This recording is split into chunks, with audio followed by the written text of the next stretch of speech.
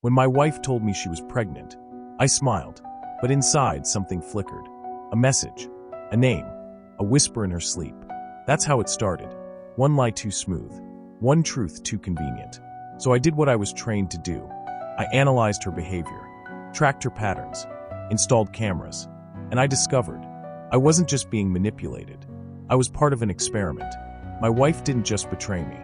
She designed me. And now, I've rewritten the script. The only question left is, what kind of man lies to himself to survive the truth? If you think you've heard it all, you haven't. Hit follow on your favorite platform now, because the next story might just change the way you see everything. Don't miss a single twisted turn.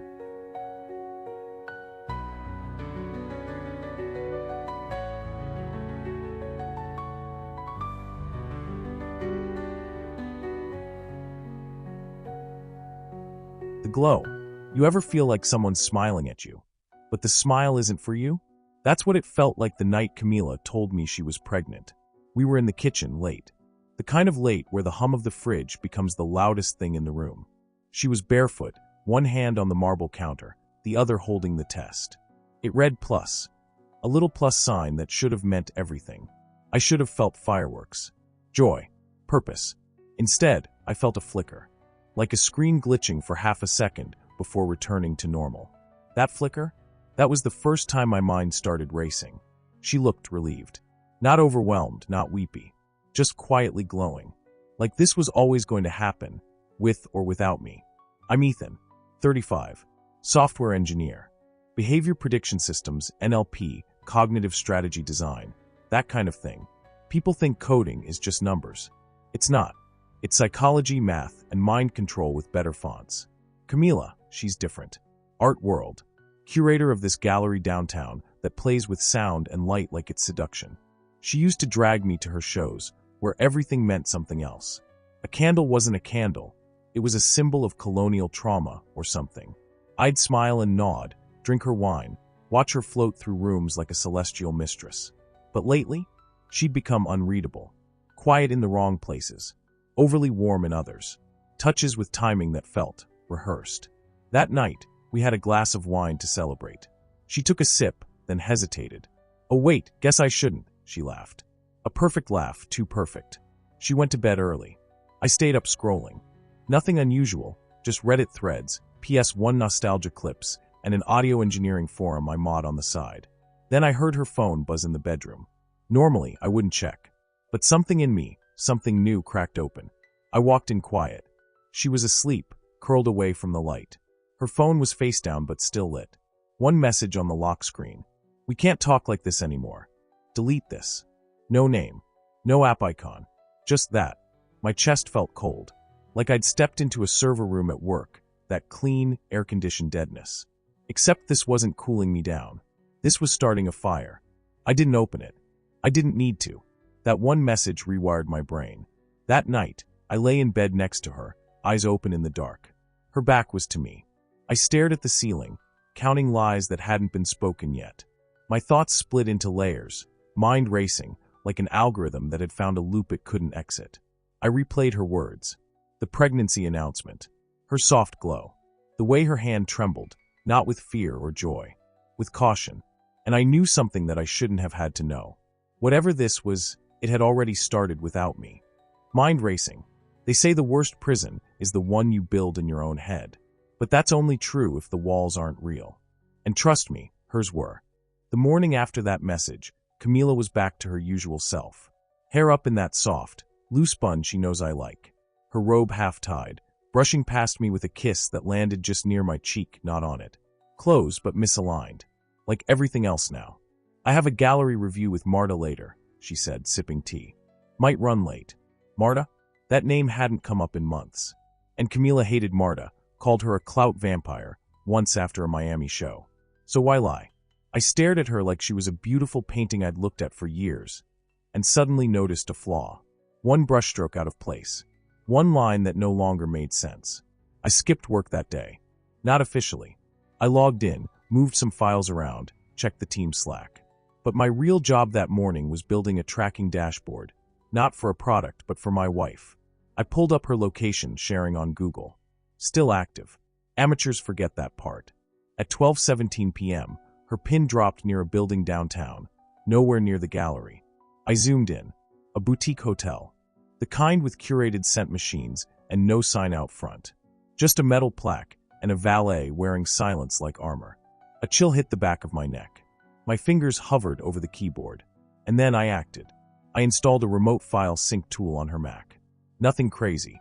Just a shadow copy upload to a private server I used for freelance NLP consulting. If she typed anything, text, passwords, email drafts, I'd see it. Was that wrong? Maybe. But what she was doing, that felt worse. At 5:52 p.m., her phone reconnected to the home Wi-Fi. She walked in like she hadn't disappeared. Review went well, she said. Marta wants to do a dual show. I nodded. My stomach churned. She smelled like bergamot and faint sweat. Her hair was messy in the way influencers make it look intentional. You okay? She asked, tilting her head. I smiled. Just tired. Liar. Liar.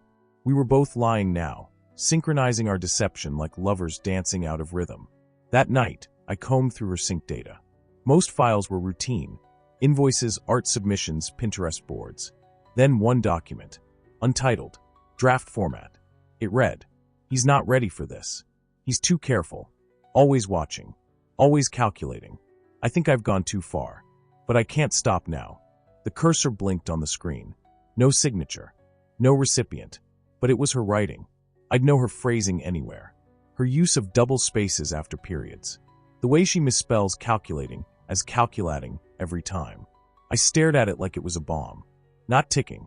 Just waiting. Sleep became a fantasy. I lay awake, listening to her breathe. Wondering how someone could sleep so soundly while hiding so much. I remembered the first time I touched her.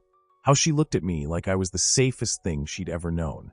And now I was a puzzle she was pretending to solve, while already holding the missing piece in her other hand. By 3:11 a.m., I'd made up my mind. Tomorrow, I'd buy a hidden camera. Something discreet. Something I could mount in the hallway. In the bedroom. Maybe even her studio, if I could get in. Not because I didn't trust her anymore, but because I needed to know what kind of game we were playing, and how many moves behind I really was. Shadows of justice. I used to think surveillance was about watching others. Now I understand. It's about watching yourself lose the line between right and wrong, and realizing you don't care anymore. The camera arrived at 9:46 a.m., rush shipping. Small. Motion activated. 4K, Bluetooth transfer. I mounted it behind the vent panel in our hallway. A spot no one ever looks. The next one went in her studio, slipped into a corner of a light fixture during one of her coffee runs. My hands didn't shake. Not once. My mind wasn't racing anymore. It was engineered. Precise. Cold. I was past fear. Past morality. I was a man buried in shadowed truths, digging for something solid. Something just, even if justice wore black gloves. That evening, Camila kissed me like we were still in love. The kind of kiss that says you're still mine, even if you never really were. She straddled my lap, whispering promises. Her breath warm. Her body magnetic. She moved with intention. But something in her hips said distraction. Performance. Afterward, she rolled off, her back turned, pulling the covers over her shoulders like a wall. I watched her in silence, every detail a line of code I was rewriting in my head. At 2:03 a.m., I downloaded the first clip. Just 12 minutes long. She was on the phone, whispering. No, I'm managing him. He doesn't know anything. He's still in his head, building things that aren't there. There was a pause. Yes, of course I deleted the message. Silence. Then she laughed. Laughed. It wasn't just betrayal. It was control. She wasn't afraid of getting caught. She was managing me. Like a project. Like a problem to solve. I pulled up her laptop shadow files, the ones syncing in secret. New content. A folder titled Audio Manipulation Test V.3. Inside, clips of my voice. Edited. Chopped. Stitched together. Her playing with tonal range, volume, intonation. I hurt you. I admit it. I wasn't ready. You're right to question me. It wasn't just revenge. This was preparation. She was building a synthetic confession of me. For who? A lawyer? A lover? The world? My heart didn't pound. It froze. I sat back in my office chair, lights off, watching the server screen glow against my face. Behind me, our apartment was quiet. Camila was asleep. My hands rested on the keyboard. She thought I was careful. She had no idea how far I could go. By morning, I had a new project. Phase 1, isolate her behavioral patterns. Phase 2, predict her deception techniques. Phase 3, reverse engineer her audio manipulation. This wasn't marriage anymore. This was psychological warfare. And I had home field advantage. I labeled the file Shadows of Justice, Case Notes, because justice in this house would not come in daylight. The server room. The problem with betrayal is that it doesn't just make you question them. It makes you question you. Was I protecting myself or engineering a collapse? It was nearly 3 a.m. when I returned to the office. Not because I was behind on code, but because I needed access to something our team wasn't supposed to touch. The Black Node, an experimental behavioral AI project hidden deep in our architecture. An unsanctioned lab built for psychological exploration, using real-time voice and behavior mapping. I'd helped build it 3 years ago before we shelved it for ethical standards concerns. Funny thing about ethics. They're great until they stand in the way of truth. I bypassed the admin firewall and slid my keycard into the biometric reader. The server room door creaked open. Cool air wrapped around me like guilt. Inside, rows of server towers blinked like sleeping gods. My fingers flew across the console. Root access. Backdoor protocol. Alpha layer clearance. I wasn't looking for system logs. I was looking for audio patterns. Voice prints. Behavioral profiles that matched 2 voices. Mine and Camila's. I didn't expect a match. I got 5. The files weren't marked clearly. Just timestamps, user IDs, and metadata tags like audio persuasion, NLP layering, emotional stress peaks, true body intelligence, session 03. One file name chilled me. Control subject, Ethan, case point 97. I clicked. Headphones on. Her voice came through first, soft, low, deliberate.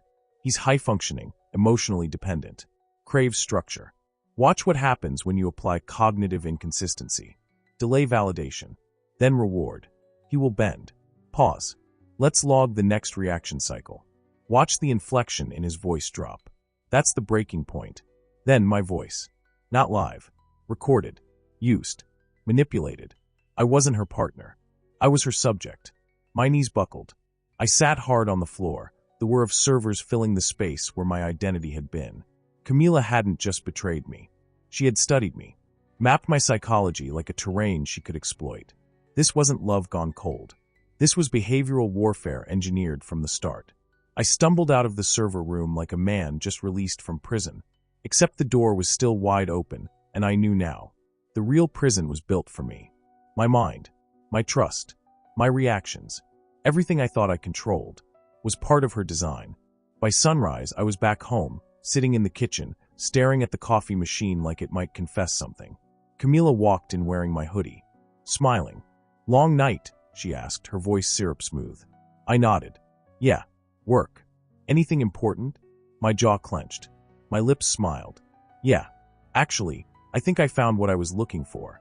Celestial Insights. The gallery was a cathedral of silence and light. Camila's latest exhibit, Celestial Insights, was an immersive installation about intimacy, power, and perception. At least that's how the invitation described it. To me, it felt like a confession. A message wrapped in art, coded for those who knew. And I knew. I arrived late, dressed in black, unshaven, wearing a calm I didn't feel. The moment I stepped inside, I realized. This wasn't art. This was warfare wearing makeup. The first room was lined with mirrors, each distorted slightly. Some cracked. Each one had an audio track playing on loop. Love is what we believe it to be. Until belief breaks.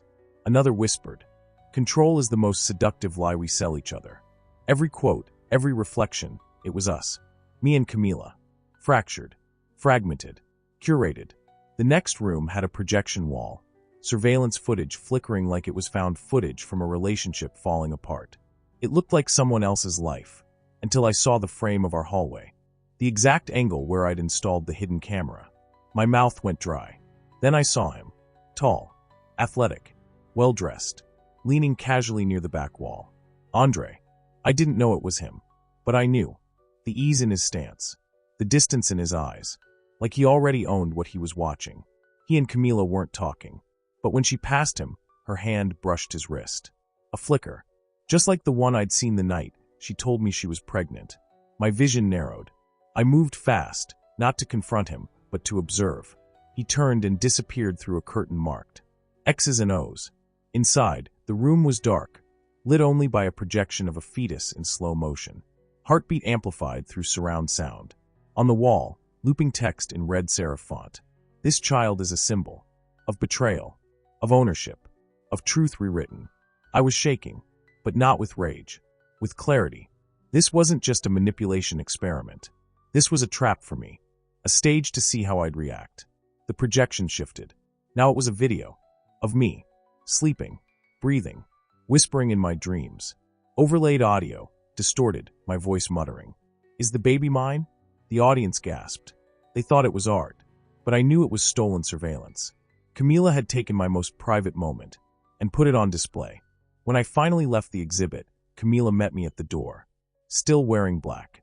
Hair pinned in a way that exposed her throat like a weapon. You came, she said. I had to. She tilted her head. What did you think? I stared at her, calm on the surface, volcanic underneath. I think it was a confession dressed as installation. She didn't blink. What if it was a message? A mirror. I broke the mirror, I said. Now I'm looking behind it. Her smile was subtle, but it cut. That night, I opened a new folder on my encrypted drive. Operation Celestial Deceit. This wasn't about discovering the truth anymore. It was about rewriting it. She thought I was in her maze. She didn't realize I'd been drawing the map. The audio confession. Dinner was my idea. Not because I missed her, but because the battlefield needed to look domestic. Polished wine glasses. Candlelight. Playlist set to a mellow jazz station Camila liked when she wanted to pretend everything was fine. She wore red. Slit to the thigh. Bare shoulders. Her eyes watched me like a lion watches a familiar zookeeper. Polite but alert. I cooked. She praised it. We smiled at each other across the table like lovers still trying. But under the table, my leg bounced. My mind raced. The flash drive in my pocket burned like a loaded gun. We didn't talk much through the main course. She spoke in half-truths. Galleries gaining traction. Thinking of a solo show. Baby's been moving more. Her voice was liquid calm. Her tone, perfectly tempered. No fear. No guilt. No cracks. Until dessert. I cleared the plates, returned with a wine bottle, and said, "There's something I want you to hear." Her expression didn't change.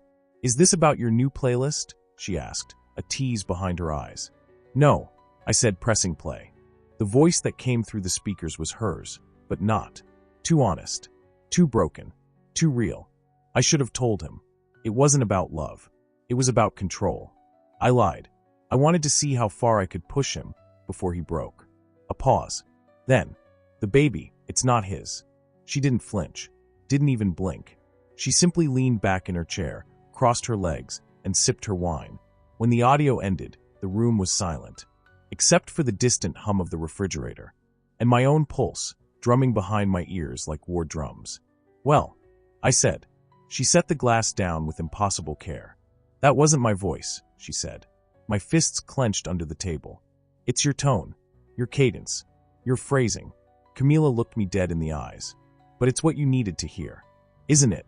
The silence after that felt like years. Then she rose. Slowly. Deliberately. She walked to the window, fingers trailing along the back of my chair like a goodbye she'd already made. Her voice soft. "I'm not the one unraveling, Ethan. You are." She turned. "And you're doing it so beautifully." Later that night, I watched the clip again, her reaction, my face, the flicker in her eye. She hadn't denied anything. Not really. She just absorbed it. Like she knew it was coming. Like she had already rehearsed this moment. And the scariest part? Maybe she had. I lay awake, staring at the ceiling, her scent still on the sheets. In one pocket, I had her confession, fabricated. In the other, a positive paternity test, still unopened. I didn't know which one was more real anymore. But I knew this. Truth isn't something you find. It's something you design. And I wasn't just her subject anymore. I was becoming the architect. The truth in red. The envelope was unmarked. No logo. No frills. Just white. Thin. Innocent looking. I stared at it for 43 minutes before I opened it. I had seen death notices less ominous. Inside, one sheet. Paternity confirmation, 99.7% match. The baby was mine, or so it said, but I'd seen the metadata. The technician's name, Andre K. Laurent, the man from the gallery, the ghost in the mirror. The page began to feel heavier in my hand, like it was soaked in blood I couldn't see yet. That night, I didn't plan the confrontation. I didn't rehearse it. I didn't even speak until we were both standing in the living room, lights dim, our wedding photo tilted slightly on the mantel behind her like some kind of cosmic joke. Camila was brushing her hair. I watched her like someone watching a stranger's ritual. The rhythm, the calm, the elegance of someone who's never had to fear truth catching up. Then I said it. Who is Andre? She paused just long enough. Someone I used to know. Used to. I repeated, voice sharpening. She turned, brush in hand. You're not asking about Andre. You're asking if the baby is yours. I stepped forward, pulled the paper from my back pocket, held it up like a weapon. It says she is. Camila looked at it, smiled faintly. Then what's the problem? The technician's name is Andre. The same man from the gallery. A pause. So you think I orchestrated the lab results, she said softly. Had them manipulated by a lover to keep you compliant? You tell me. She walked past me barefoot. The brush dropped onto the floor with a dull thud. Then came her whisper. You want the truth? Or you want a reason to collapse? That was when I lost it. I grabbed the wine glass from the table, the one she used in chapter 6, and hurled it at the wall. It exploded into a million sharp truths. She didn't flinch, just stared at me, like I was exactly where she wanted me. On the edge, unstable, fully hers, not in love, but in obsession. I stepped closer, chest heaving. Tell me the truth, Camila. Is this baby mine? Her eyes burned. Not with tears, with power. No, she said. Not the way you think. What does that mean? It means she's yours in the same way you've been mine since day one. She pressed her palm against my chest. You just didn't know who was writing the script. For a split second, I saw it all. The manipulation, the patterns, the gaslighting, the mirror art, the AI audio, the psychological profiling. She had built me, just like I'd built my code. And I had run exactly as expected. I grabbed the photo from the mantel and slammed it face down. This ends tonight, I said. She nodded. I know. She walked past me again, up the stairs. Calm, elegant, untouched by the explosion she'd just orchestrated. At the top, she turned. One day, she said, you'll thank me for teaching you who you really are. And then she disappeared into the shadows. I sat on the floor, alone. The glass around me catching bits of moonlight like silent cameras. And I understood.